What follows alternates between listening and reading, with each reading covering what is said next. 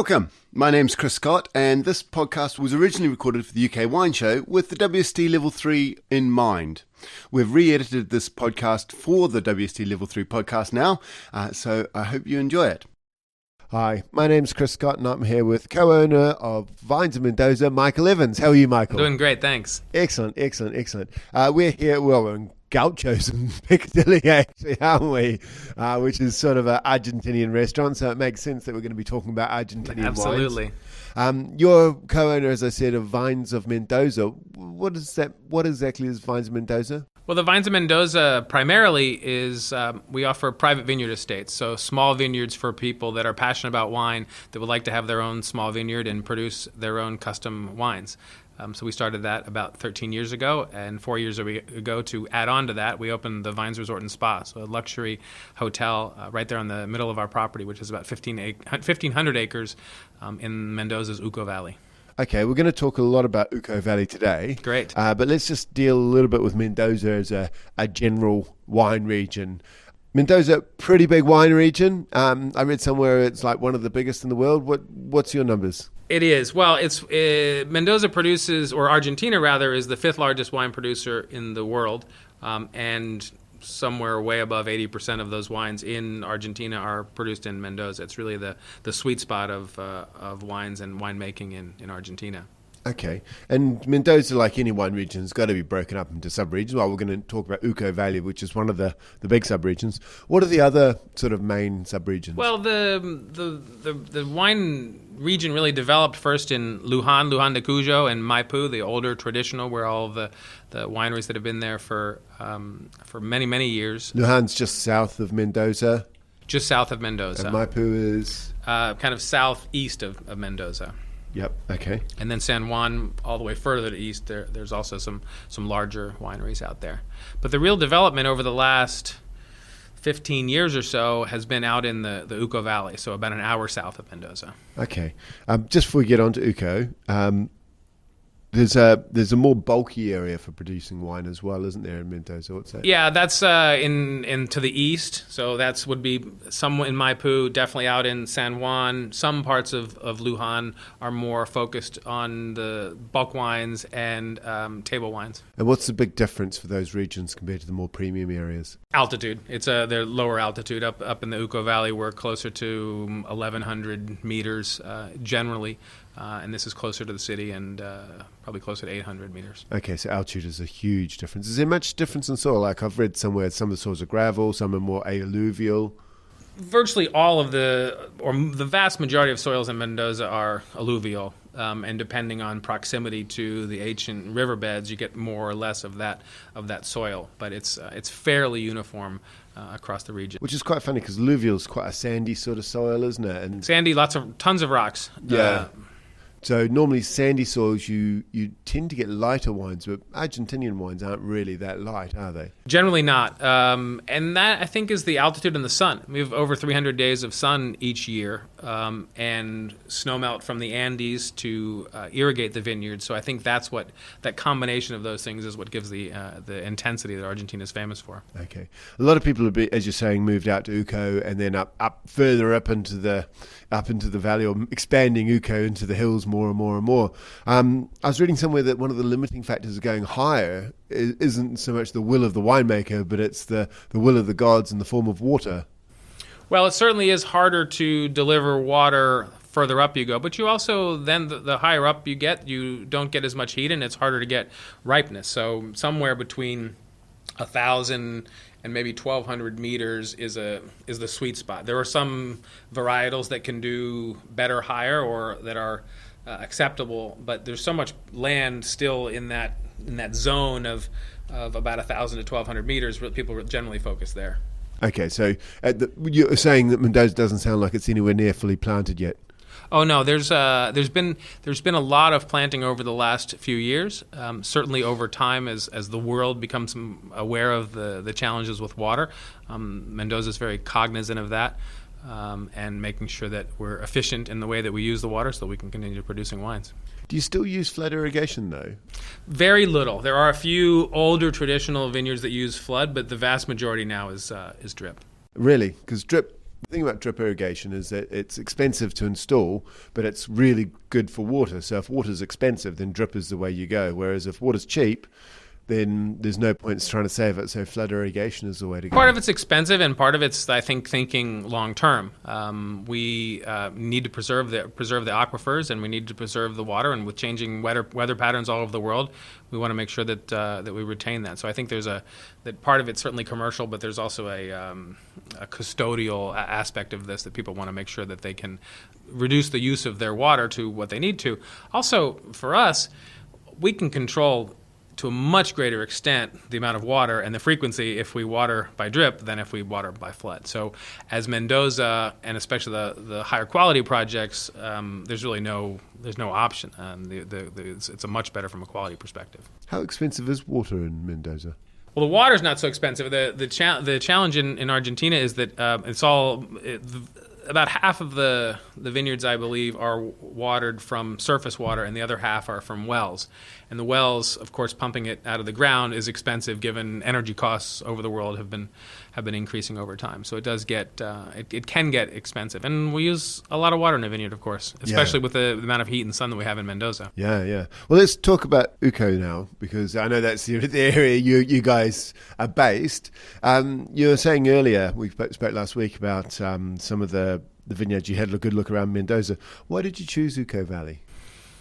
Well, for us, it was simple. There was no question in our mind that that's where the highest quality wines are being made and are going to be made. There's certainly great wines from all over Mendoza, but making great wine is the culmination of hundreds, if not of thousands, of little tiny decisions. And of course, terroir and where you are is one of the most important decisions. And we think that's where the highest quality wines are going to be made. The combination of the quality of the soil, the altitude, quality of the sunlight, and the water from the Andes seems to be a perfect recipe for great wines. So Luján de Cuyo is an older wine region. I think it was one of the first set up in Mendoza, and it's got its own appellation system. I understand it's the only one in Argentina that has its own appellation. Well, they're actually expanding that, and there's been a number of appellations that have been added, not only in Luján but throughout Mendoza, and they're developing that system now. Okay, is Uco going down that process? Yeah, and we're just, in fact, we're in a sub-region called Chacajes, which is getting a lot of notoriety that they're defining the actual lines around now.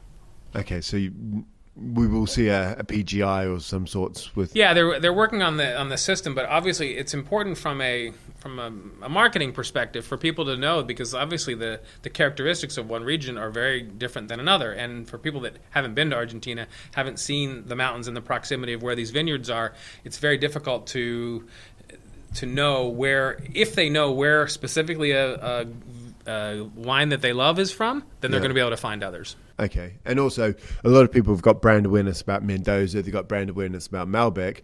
Uco's a little bit out there, and by the time you're start to get into sub-regions of Uco, you're going to lose a lot of your audience. Well, you lose a lot of your audience. Well, you lose and you gain. I mean, it's the starting point is, give me a red wine, and then they might say, give me a Malbec, and then, for a more sophisticated person might say, give me a Malbec from Uco Valley, and then the next step would be, give me a Malbec from Chacajes in Uco, and there's great wines for all four of those types of consumers. Talking about Uco in a bit more detail, you're saying that it's got one of the highest altitudes, and I know I did an interview with Maria Molinaro, I think, from Catena Zapata. She's one of the winemakers there, and we talked about altitudes quite a bit. Uco, what sort of range does Uco Valley have in terms of altitudes? It ranges from as low as 900 meters up to, I think there's vineyards above 1,300, but the sweet spot's between 1,000 and 1,200 meters. And our vineyard's at about 1,100. Okay, so you think that's in the sweet spot? We think it's right in the sweet spot. Lovely. Okay, so climatically, Uco's a little bit cooler, or I understand it's a little bit more frost prone anyway. It's a little more extreme. It tends to be warmer during the day and cooler during the night. It's a high desert. There is some risk of frost. One of the reasons that we're at the altitude that we are is that the frost tends to go down valley. So we're on a slope, and the frost tends to sit further down, closer to 900, 950 meters, just half a mile basically below on the slope from where we are. Yeah. So there are some frost every once in a while. Last year we had a almost perfect growing season, so we lost virtually nothing to frost. The year before we lost maybe 5 or 10% of the Chardonnay, but usually they come early enough that it's before bud break for most varietals, certainly the core of Malbec and Cabernet Franc. So we don't have too much of a problem on the. But when we do, generally it's on the early side. Late frosts are risky, but generally they happen late enough in the growing season that you might not have all the bricks you want, but you're usually pretty close. We've never had a situation where we were 2 or 3 points below where we wanted to be and we had to get the fruit in the next day. I'm used to a lot of early frost issues. If you were in Europe last year, everybody was aware of an early frost issue. But late frost is something you don't see a lot of. And normally, the only time you really worry about that is if you're in Canada and you're making ice wine, in which case It's all good, really, isn't it? What's the problem with a late frost? Well, it stops the growth. I mean, you'll lose the leaves, and it stops there's nothing there. And if you leave it out, if you don't get them in the winery within a relatively short amount of time, they're going to start falling off the vines. Okay, so if you get a late frost. Yeah, it stops the development. So as long as you're within a range, I mean, if you were to get a late frost, but you were still 5 percentage points lower bricks than where you wanted to be, then you would struggle. But generally, it's at the end, and so you might lose. You might pick a little prior to where you normally would, but it's within a range. Now, if you have a lot of fruit still on the vine, so part of the challenge is you want to space out your harvest. Depending on, you have a sense of some harvests might start 2 weeks earlier or 2 weeks late. So if you're starting late, you may want to pick more fruit early because the challenge becomes logistical more than anything else. So if you an extreme example, if most of your fruit, if 80% of your fruit is still on the vine and you get a frost, it's impossible to get that quantity of fruit into the winery fast enough. Yeah. So when you're a little bit later, you've got to plan out your harvest to space it out a little bit to give you a little bit of a wiggle room. And what are the grape varieties you've got to watch out for late frosts? Well, our later varietals are, certainly Malbec and Cab Franc are not necessarily late varietals, but they're so much of a percentage of Mendoza. It's probably 70-80% of all grapes. For us, it's about 65% of our grapes. So quantity-wise, we need to get those in. But the typical late ones would be Cabernet Sauvignon, Syrah are probably the two of the most late bloomers for Sangiovese. We've got a little bit of. Yeah. Okay. The other thing Mendoza's known for is hail. My understanding is as the weather comes from the west, the clouds come along, hit Chile, drive up the Andes. As they drive up, they condense. Sometimes they fall as rain, but if they get high enough, they'll get it over the top. But then they fall as hail into Mendoza. Yeah, basically it's Chile's fault. So they're and they're trying to compete with Argentina. They're sending hail over the mountains toward us. In certain regions, it's a big challenge. And if you go to Mendoza, you'll see many regions that will have hail nets to protect, basically fabric hanging over the vineyards to protect them. Small is the holes in that? Look, it's very thin. It looks like a screen you might see on a screen door, but it's fairly breathable, we don't use it. We are in a fortunate area where most of the storms form above us and fall further down. Yeah. So we've had 1% to 2% loss a year tops, but there are some vineyards that have been completely decimated in years past. So you can use the hail nets, which a lot of, especially vineyards that are making not necessarily bulk wines, but not the highest quality wines. There's certainly an impact, in our opinion, on quality because you don't get as much sunlight. It's going to on your grapes. So if you're making premium wines, mid-level wines, then the cost-benefit analysis of making sure that you don't lose your vineyard to hail is worth it. For us, the quality is the only thing that matters, and we're in a privileged area, so we don't use them. Okay. I've heard people used to seed clouds with sylvan nitrate or something crazy like that. They have these machines. The biggest thing is they look like cannons, and they essentially shoot air into clouds to try and break up the hail that's been developing, or sometimes they can do it from planes. I'm not sure that it really works, but some people do. And if you see some black clouds coming up in the sky, you'll start hearing these boom, boom, and that's the cannons that are going up. The other thing I understand winemakers do is they have Pray and drink. Pray and drink. That's true. But also you have different vineyards dotted around different parts of Mendoza so that you never get wiped out by one hit. Yes, that's definitely a strategy as well. Yeah, but you don't do that at Vines in Mendoza because all your vineyards are in a single block, aren't they? That's correct.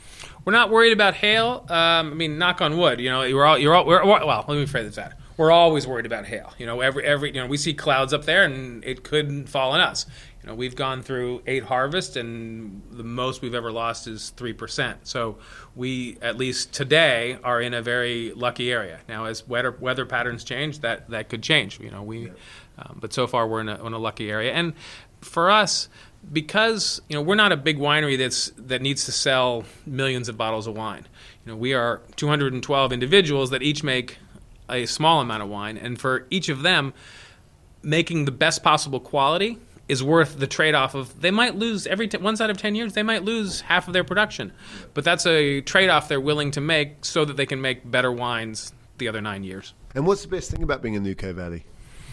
Oh, it's hard to say. I mean, certainly it's one of the most spectacular places in the world in terms of the views. I mean, there's these vineyards, flat out vineyards, and then straight up towering Andes. And it's peaceful. There's a great energy out there. But for me, it's the intensity of the wines. There's just something about that that rocky soil that the Argentina sun just pulls out the best from. Yeah, you certainly don't get a lot of bitter phenolics in an Argentinian wine. That's the last thing you expect, is it? No, and that's we're in the challenge on the other side. We've actually got one of our we do a lot of experimentation, and a lot of our owners are trying to create new and interesting things. We have 33 different varietals planted, and one of our owners is from Germany, and he said, I want to create a Riesling from Argentina, which of course, the best terroir for Riesling in the world. It couldn't be more opposite than the high desert of Uco Valley. But he planted some, and we said, look, we don't know if this is going to work, but we'll give it a shot. And his first harvest came out, and the wines are pretty good. I mean, they're not all the way there yet, but I think there's a lot of potential. It certainly has the typicity and the characters in the nose and in the mouthfeel. Not too oily. But it's not. No, it's not. We don't get any of that. The sun has completely burned that out. However, the alcohol's too high. So we've got it's still up about. It was 14.2, and that's just way too high for. It's topping over a bit the fruit. So our challenge will be, if we can get that alcohol down, then I think we'll have some really beautiful wines. Yeah. I always think of Argentina as being quite a hot, sunny place where you can just keep on ripening till the cows come home. But talking about frost issues, you're talking about Cabernet Sauvignon being sort of towards the end of it. But then you've got loads of other grape varieties that ripen even slower than Cabernet Sauvignon. You've got Petit Verdot, you've got Nebbiolo, Mataro, or whatever you want to call it. There's lots of grape varieties that are quite popular in warmer climates. Have you had a crack at those ones? We've done a little bit. The Petit Verdot is quite nice there. We just planted some Nebbiolo last year, so we'll see how that goes. We've tried some things that people might say are crazy. We have I've planted Zinfandel, the only Zinfandel planted in Argentina, but it's doing really well.